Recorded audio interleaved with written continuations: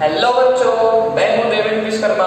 मेरे YouTube channel TV के best classes में आज हम पढ़ेंगे एनसीईआरटी एक्सरसाइज 1.1। जी हाँ बच्चों, एनसीईआरटी एक्सरसाइज 1.1 में पहला क्वेश्चन जो है वो है find HCF by Euclid division algorithm. किसका एचसीएफ फाइंड करना है? दो पॉजिटिव इंटीजर्स हमको गिवन है। तो सबसे पहला क्वेश्चन में नोट करता हूं 135 and 225।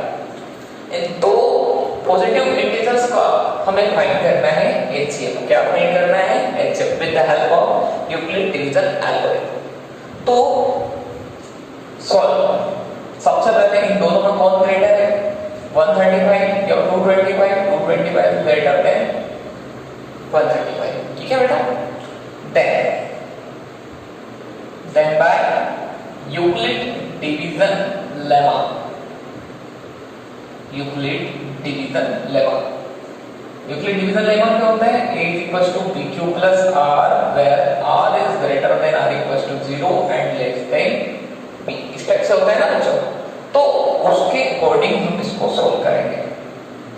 225 is equal to 135 into कितने टाइम जा रहा है पता नहीं, और क्या रिमाइंडर आ रहा है यहाँ पर हमें पता नहीं है। तो कैसे पता करें? 225 को हम डिवाइड करते हैं बच्चों 135 से। किससे डिवाइड करते हैं? 135 से। अब 135 का टेबल 2 टाइम लेके 270 मैक्सिमम हो जाएगा। 135 बन जा 135। ठीक है बेटा। तो यहाँ पर कितना बच रहा है?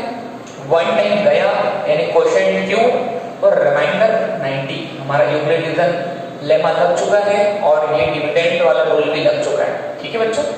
नेक्स्ट जो है, अभी हमने देखा कि रिमाइंडर हमारा 0 नहीं आया, तो इसी कंडीशंस को हम रिपीट करेंगे बच्चों। जी हाँ, 135 यहाँ पर आ जाएगा और 90 यहाँ पर आ जाएगा। 90 से डिवाइड करेंगे तो 135 को 90 से डिवाइड करें। आप चाहे तो यहाँ पर भी आगे बढ़ा सकते हैं, यदि आप समझ जाओ तो 90 बन जा 90 बचा 45। अभी भी रिमाइंडर 0 नहीं आया।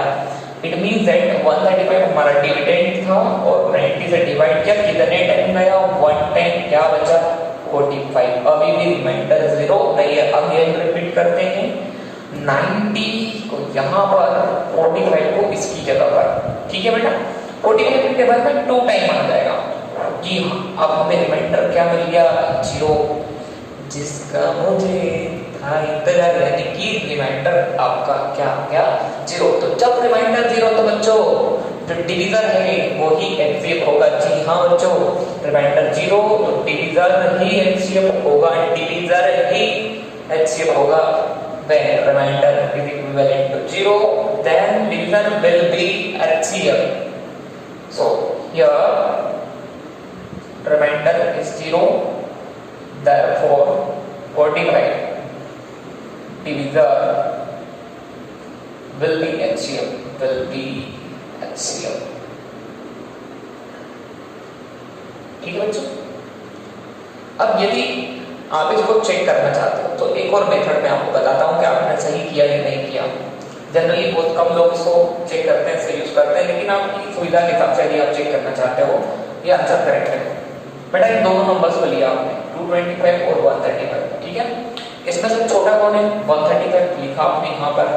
इसमें से माइनस करो 550 12 3 9 90 आया। छोटा कौन है? वापस लिख दिया। इसमें से माइनस करो, कितना आ रहा है? 45 आ रहा है। कौन छोटा है? 45 लिख दिया आपने। इसमें से माइनस करो, कितना आया? 45। ठीक है। 45 प्लस 45 माइनस करो, क्या आया? 0। It means that 45 is HCF। समझ में आया? आ गया? नहीं आया? इन दोनों में से कौन छोटा है उसको एक बार नीचे लिख दो, इससे इसको माइनस करके यहाँ लिखो। इन दोनों में जो भी छोटा है उसको नीचे लिखो। जैसे ये छोटा है यहाँ पे लिखा, अब इसको इससे माइनस करके यहाँ पर लिखा। इन दोनों में ये छोटा है, इसको इसमें से माइनस करके यहाँ पर लिखा। ठीक, तो चेक हो गया। 45 हमारा HCF आ गया। अगला हमारा क्वेश्चन नंबर 2 देखते हैं। तो बच्चे इसको नोट कर ले वीडियो पॉज करके।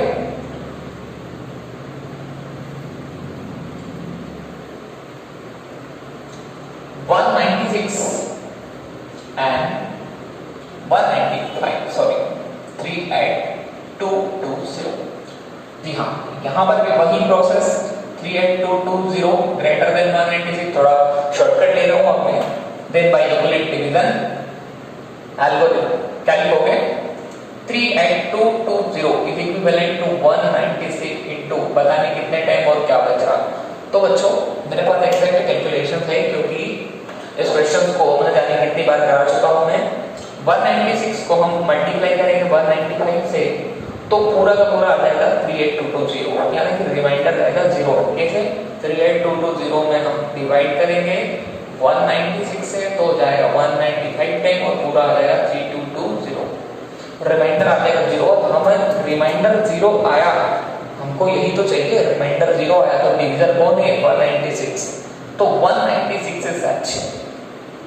अब एक बात ध्यान दे, महत्वपूर्ण चीज ये है कि बच्चे जो है इसी चीज में गलती करते हैं।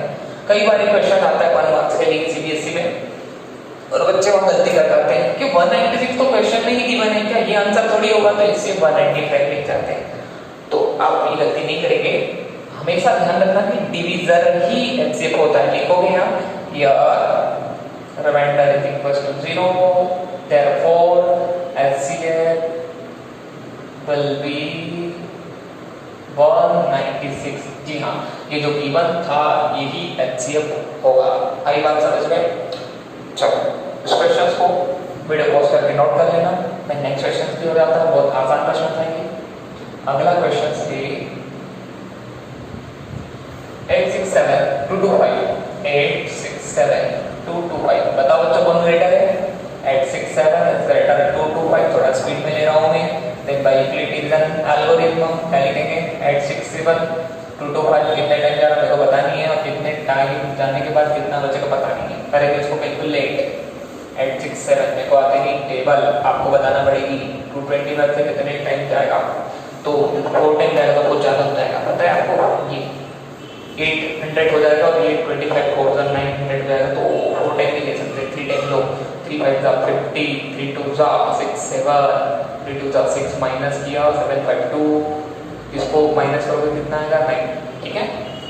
और ये आ जाएगा 192, तो कितने टाइम गया, 3 टाइम, मतलब कि क्वेश्चन यानी कि भागफल कितना है, रिमाइंडर कितना 192। नाउ रिपीट 225 इधर, 192 यहाँ पर, 192 से मल्टीप्लाई डिवाइड करेंगे और पता नहीं कितने बार आएगा, पता नहीं कितना आएगा, तो 192 किसमें डिवाइड करना है, 192 225, ठीक है बेटा। तो 225 को डिवाइड करेंगे 192 से, 225 डिवाइड करते हैं 192 से कितने टाइम जाएगा, 1 टाइम कितना बचेगा, माइनस कर लो 225 192 5 2 3 12 9 3 33 5 2 3 और 12 9 3 कोस, और ये कितना था 7 5 2 7 7 9।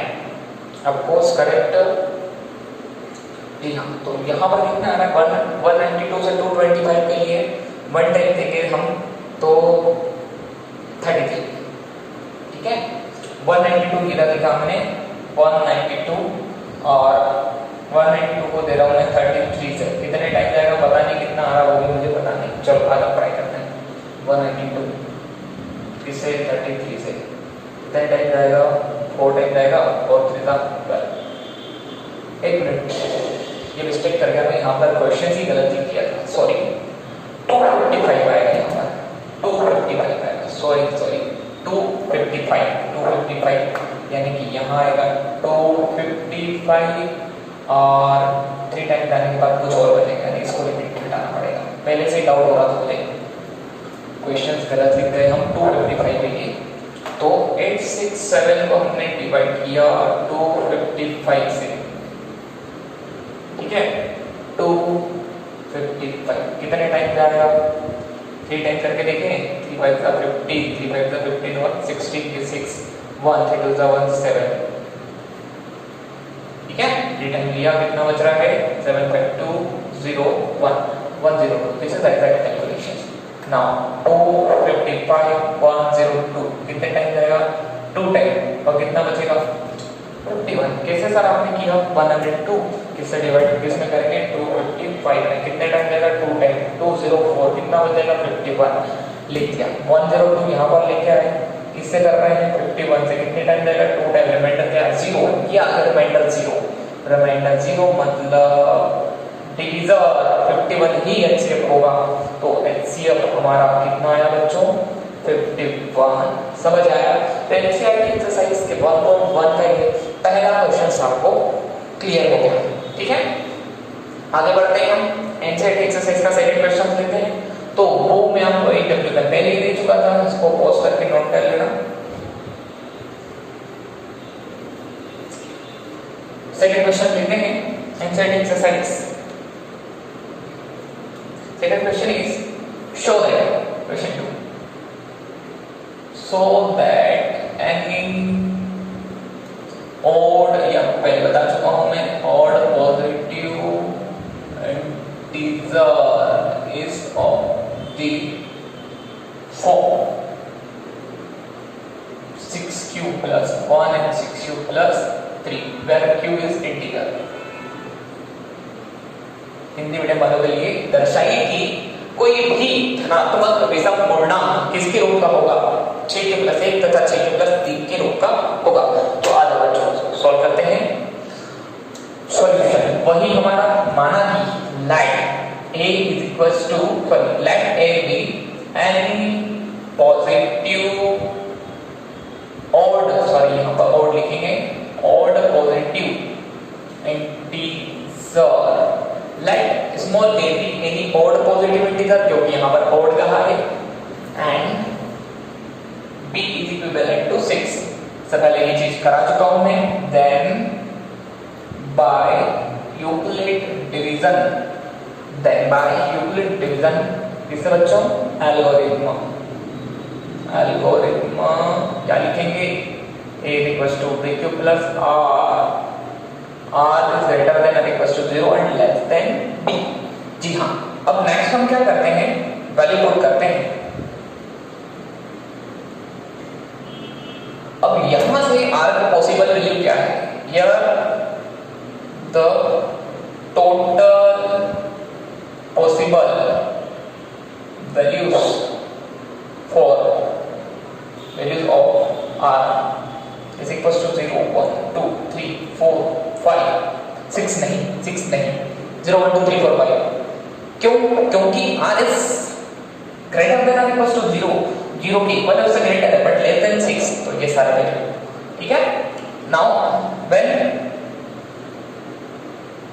r is equals to 0 then a is equals to कितना आ जाएगा ओनली 6q क्योंकि r 0 लिखने की आवश्यकता नहीं है when r is equals to 1 then a is equals to 6q plus 1 इसी टाइप से इसको लिखते जाएंगे तो a का वैल्यू आएगा 6q plus 2 a is equals to 6q plus 3 a is equals to 6q plus 4 a is equals to 6q plus 5 जी हाँ बच्चों यहाँ पर फिर आपको 6q plus 5 भी लेना पड़ेगा तो a के क्या क्या टोटल पॉसिबल वैल्यू हमारे लिए बन गए हैं a जो है वो 6q भी है 6q plus 1 के फॉर्म में भी हो सकता है 6q plus 2 के फॉर्म में भी हो सकता है 6q plus 3 के फॉर्म में भी हो सकता है 6q plus 4 के फॉर्म में भी हो सकता है और 6q plus 5 के फॉर्म में भी हो सकता है लेकिन एक्चुअलिटी ये है कि ये तो a है क्या a ओड पॉजिटिव इंटीजर अभी मैंने हो सकता है बोला कैन अभी ये सारे हैं सारे के सारे ओड पॉजिटिव इंटीजर नहीं हो सकते अब इसमें से हम यहाँ पर लिखेंगे वही जो इससे पहले मैंने सॉल्यूशंस में लिखा था मैं क्वेश्चंस को रब कर रहा हूँ आप नोट कर ले वीडियो को पॉज करके एनसीईआरटी एक्सरसाइज एनसीईआरटी बुक से नोट कर लें ठीक है अब हम लिखेंगे here a is equals to 6q plus 2 6q plus 4 then तब यदि हमने a equals to 6q ले लिया 6q plus 2 ले लिया 6q plus 4 ले लिया then it is not odd positive integer और हमको odd positive integer ही लेना है then it is not of the form odd positive integer, तब ये धनात्मक विषम पूर्णांक के रूप में नहीं हो सकता। क्यों नहीं हो सकता? क्योंकि ये भी 2 से डिविजिबल है 3 टाइम, ये भी 2 से डिविजिबल है। कैसे सर? ये कैसे बेटा? 60 प्लस 2 में से 2 कॉमन ले लो, कितना आएगा? 3 प्लस 1, ये हो गया ना 2 से डिविजिबल।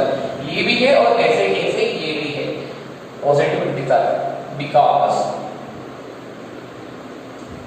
दे आर डिविजिबल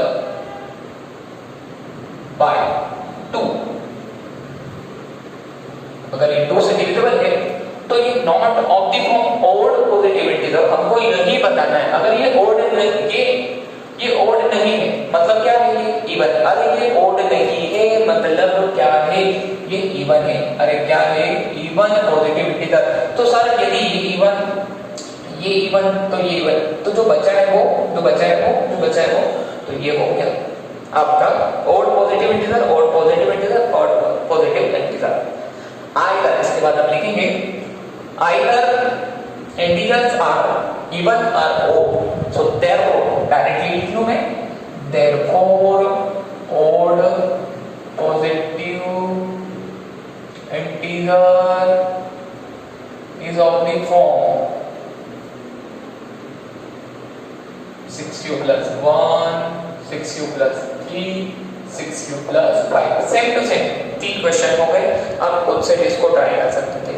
तो नेक्स्ट जो हमारा क्वेश्चन है वो आर्मी पेन पर है डिपेंड। इस वीडियो को पॉज करो और इसको नोट करो। An army curtain of 616 members is to march behind an army of 32 members in a parade. The two groups are marched in the same numbers of columns with what is the number of column in which they get marched? This is the questions in front of you. We have to solve these questions. So, what is questions? Questions क्या है? An army contingent of 616 member is to march behind an army band of 32 members. यानी कि एक army की band वालों की टुकड़ी है जिसमें 32 मेंबर्स हैं जो आगे की ओर है। इनके पीछे आपको 616 मेंबर को एडजस्ट करना है और ऐसे एडजस्ट करना है कि ये जो कॉलम्स के नंबर होंगे वो सेम होंगे। तो इसे कैसे फाइंड करेंगे? With the help of HCF. Solution लिखेंगे इसका। In the maximum number of column in which they can march is HCF of 616 and 30। यानी कि यदि इन दोनों नंबर्स का HCF फाइंड कर लेंगे तो हमको ये पता हो जाएगा कि कितने मैक्सिमम नंबर ऑफ कॉलम यहाँ पर एडजस्ट होने वाले हैं। तो वही तरीका हमारा HCF फाइंड करने का यूक्लिड डिवीजन एल्गोरिथम वाला। चाहो तो इस और मेथड से भी कर सकते हो। यहाँ पे बोला तो है नहीं कि solve by Euclid division lemma और algorithm. So 616 is greater than 32, so therefore we can write as by Euclid division lemma, by Euclid division algorithm कितने टाइम जाएगा? ये जाएगा 19 टाइम और रिमाइंडर आएगा आपका 8। 32 आपने लिया, इसको 8 से डिवाइड करोगे 4 टाइम जाएगा, रिमाइंडर आपका आ जाएगा 0 और रिमाइंडर 0 देन HCF जो होगा वो क्या होगा? वो होगा division. When remainder is 0, then division will be HCF of given two positive integer। लिख लेंगे यहाँ पर here remainder is 0, therefore divisor at is HCF of 616 and 32। यानी कि 8 कॉलम्स होंगे जिसमें ये आर्मी की बैंड और ये आर्मी के मेंबर्स सेम कॉलम में हो जाएंगे। ठीक है बच्चों। तो नेक्स्ट हमारा जो क्वेश्चन है NCERT क्वेश्चन नंबर 4 क्वेश्चन